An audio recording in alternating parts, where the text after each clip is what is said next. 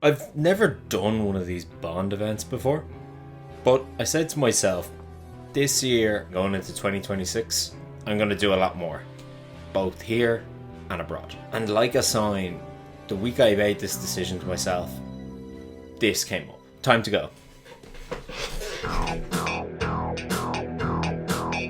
I heard about this event through the James Bond Club Ireland group. The event itself was pitched as a James Bond celebration day in the Lark Theatre, Balbriggan. Not one, but two Bond girls will be here. Madeline Smith and Caroline Munro. Two Bond girls iconic, both in their own way. Madeline Smith was in Roger Moore's first scene as James Bond in Live and Let Die. So the first time we ever saw Roger in the series, she was with him. While Caroline Munro played Stromberg's assistant, she was a big part of the car chase, an iconic femme fatale. Speeding up to the Lark Theatre, here we are. Not only were there Bond girls here, there was a surprise too. And the lovely surprise on the day was this: a Lotus Esprit. The other Bonds had Aston Martins. Roger's Bond was a Lotus guy. Most Bond fans know the Lotus as Roger Moore's James Bond car, or the submarine car. But the car made a return in 1981's For Your Eyes Only. After its overly effective security features, it came back in a beautiful copper red colour, just like the car here today.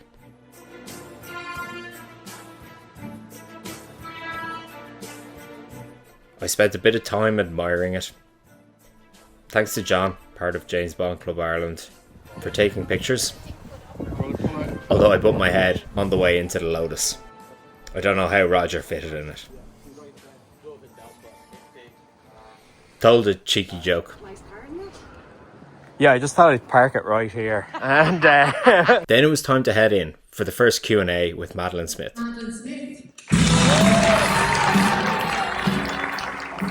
Hearsay, but I think it's true, that Roger suggested me as a result. He directed that particular episode of The Persuaders. And the only one he directed. And I think he invited me to be Miss Caruso. And they'd already finished the film by the time they got to me, because it literally sort of came overnight. You know, they'd done all the stuff with Jane and crocodiles and buses with tops coming off and all, everything we're going to see.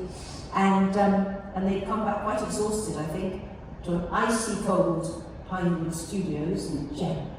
And we filmed those little scenes, and I just loved it. I loved him, I loved it, I love filming, and I've never gone off my career, never. I love it now, at least as much as I did in 1967. Incredible. There was two firsts. It was Roger's first Bond movie, and you were his first Bond girl, so that's something very special. You're incredible special effects. Can you tell our wonderful audience how you created that super scene? Derek Meddings was a special effects man, and he had designed the zip to come down very smoothly and beautifully, with somebody pulling on it from underneath me. But it didn't, did it? So when he put the magic watch on me, there were finally 3 people under my foot, desperately trying to get this thing down. And the dress, the fabric was very thick and unyielding, so it was almost a disaster. And I think above all, the most praiseworthy thing about Roger is the fact that he was so good and so kind and inclusive of the whole crew, so that we were one family. And we had a remarkable director, Guy Hamilton, who was kind and brilliant. And I think that that little scene that could easily, let's face it, have ended up on the cutting room floor, I was very lucky that it was saved, because it could have done. You could have just, you know, he goes off to deal with the spy that got killed or whatever it was. Easily, you know, they could easily have lost it, but Guy kept it, and I love him for that.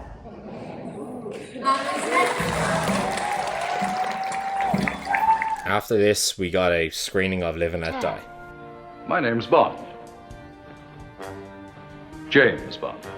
Between the scenes, you could meet and greet both actresses. The ladies were very generous with their time, spoke to all the fans. It even led to a few delays on the next screening. Here's Sean from James Bond Club Ireland and myself with Miss Caruso. After another look at the Lotus, it was time to go back in.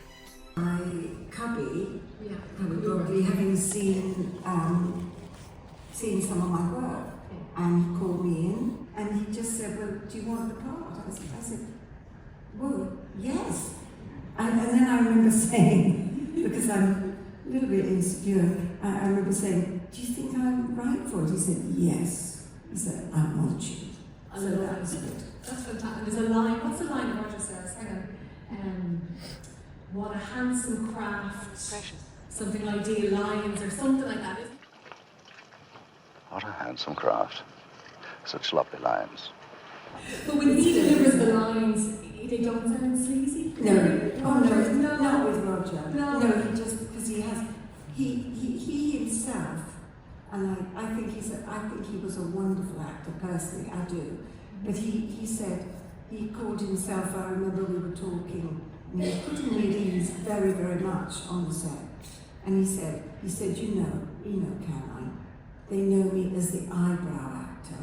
I said, what do you mean? He said, I'm known as the eyebrow actor. He was very self-deprecating. You came back and did a segment on the One Show a few years back. Do you We remember did. yourself and Roger and the did. chemistry between the two of you? It was good. It was good. He was very funny. And even though Roger did effectively kill you, what are your memories then of working with Roger as Bond? Well, what can I say? I mean, he's always my Bond and the best Bond ever. I mean, he's just, nobody does it. That's for sure. What can I say? Yeah.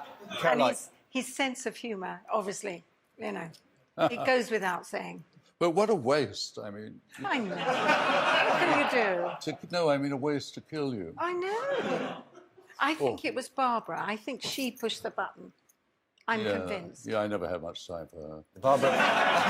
He's very generous, isn't he, with his time? He was so generous with me because it was a big deal being part of a Bond film. And I was very nervous. But he was fabulous with the crew. He made them all feel totally at ease. And he'd do quick little one-liners. Slightly cheeky, for want of a better word. He was known for cheeky lines. But he would put them at ease, and he did that with me too. And he was one of the big stars that would stand there to deliver his lines to me, and so for me to give my lines back to him. Because very often you get a first unit director just doing, and that's your eye line. But with Roger, he was there delivering the same way, so therefore my reaction, I could go accordingly. We could play. People always talk to me about this. When was that Marilyn Monroe? Yeah, the wink. It's the wink that she does. Was that scripted, or how did that come about? Because everybody's fascinated by that. It came about because Lewis Gilbert forgot to shoot any close-ups. Oh. So I think I heard about, so we'd gone home by then, done all the other scenes, and I'd gone home. And then I had a call about a month later saying, can you go to Pinewood because we forgot to do any close-ups of your scenes. So yes, I headed to Pinewood, and we shot the scene with Ernest Day because Lewis was busy still filming. He was in Egypt at that point, and sadly I didn't get to go to Egypt, but hey. So then I went to the studio. Ernest Day, the second unit director, was there. And he directed it, and he said, well, I haven't really got a thing, I haven't got a storyboard, so I was in the helicopter, up in the helicopter, he was there, he said, just do a few things, he said, think of what she might do, the character, so I think I blew him a kiss, I think I gave him a wave, and then I gave him a wink. And it was kind of kept in, so it was bizarre. So all the things that we did were there. And it was a great day out. These films are made to be seen on the big screen. especially The Spy Who Loved Me. When I look at the film, it really lends itself to that big screen spectacle. Madeline had to catch a flight home. Caroline stayed on until the very end, meeting everyone, reiterating the story of how everyone went crazy when this iconic scene happened in 1977.